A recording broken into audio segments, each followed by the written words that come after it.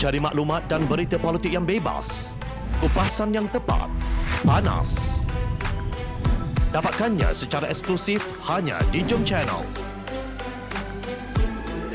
Komitmen kami, pentasan berita Isnin hingga Jumaat.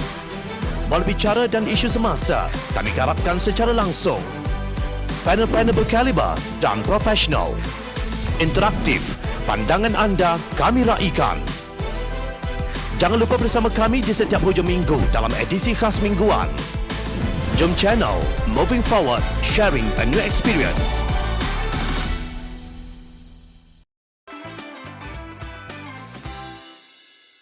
Sudah terlambat untuk UMNO. Akhirnya, muafakat nasional mati sebelum sempat menjadi matang dan menambah jasa kepada penciptanya. Kematiannya seiring dengan keputusan PAS untuk bersama Perikatan Nasional dalam pilihan raya negeri Melaka. Mengulas mengenainya, Naib Presiden UMNO, Datuk Seri Muhammad Khalid Nordin berkata, UMNO menerima keputusan itu dengan berlapang dada. Ujarnya, UMNO tegas dengan pendiriannya untuk bertanding atas tiket Barisan Nasional secara sendirian. Jelas sekali bahawa muafakat nasional tidak mudah dioperasikan. Keputusan PAS bermakna muafakat nasional itu hanya wujud pada nama, tidak pada semangatnya. Laungan muafakat nasional demi perpaduan ummah hanyalah halwa telinga, dakwanya dalam satu hantaran di Facebook.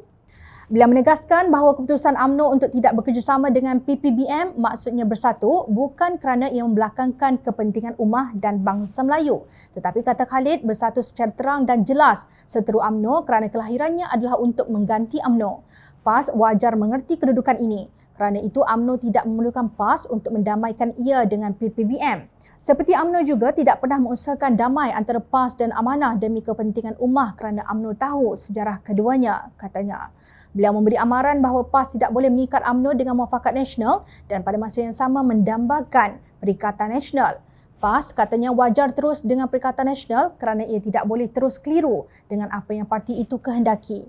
Dalam politik, tiada parti yang patut mencari keuntungan dari pelbagai pihak dalam pelbagai keadaan dan pada setiap masa, bidasnya. Malah, kata Khalid, keputusan PAS itu membuat UMNO tidak lagi terbelenggu dengan sesiapa, bebas mencorakkan jalan ke hadapannya. Akhirnya, pemimpin UMNO sedar bukan mudah bertawun dengan PAS. Parti yang sanggup berenang dalam 100 kolam demi mencari laba politik itu tidak akan meletakkan nilai yang tinggi kepada kesetiaan bersahabat.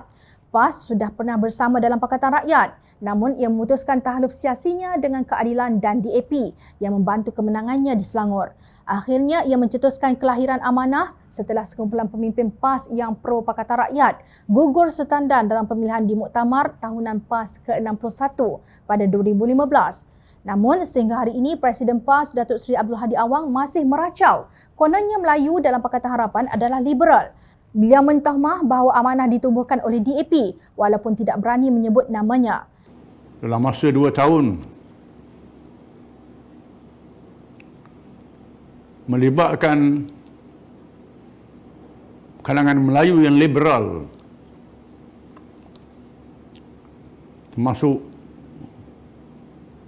Parti Melayu Islam yang ditubuhkan oleh DAP untuk menggantikan PAS. Beliau berkata demikian dalam ucapannya pada 8 November berkaitan pilihan raya negeri Melaka.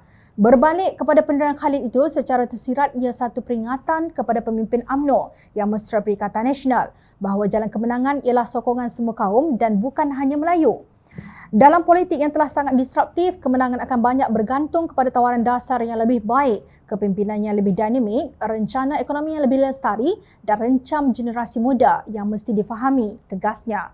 Malangnya, segalanya sudah terlambat. Rakyat khususnya generasi muda tahu UMNO sudah terpalit dengan segala kebejatan kerajaan tebuk atap kerana mereka juga duduk di dalam kabinet Tan Sri Mahyidin Mat Yassin yang didakwa gagal.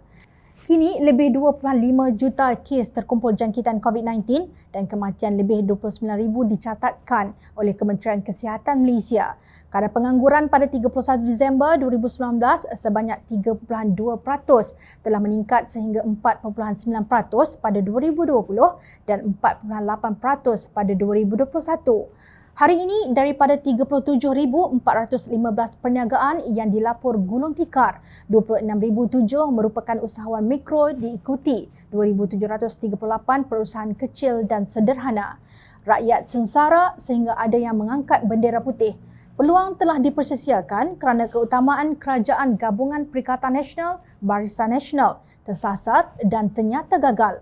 Ingat, rakyat sentiasa memerhati.